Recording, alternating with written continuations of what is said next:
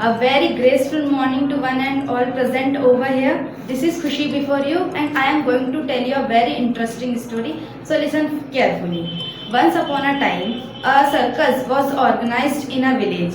There were many monkeys and elephants in the circus, but they were very upset because they were always bounded by a weak rope from which could have easily escaped, but they didn't try. One day a young man came in the circus and watched all this situation.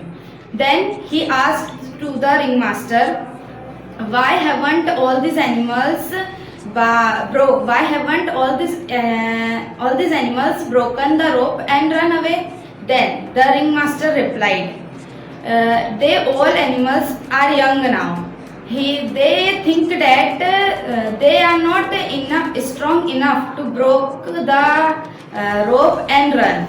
That's why they are not tried it. Then the young man felt very sad for these animals.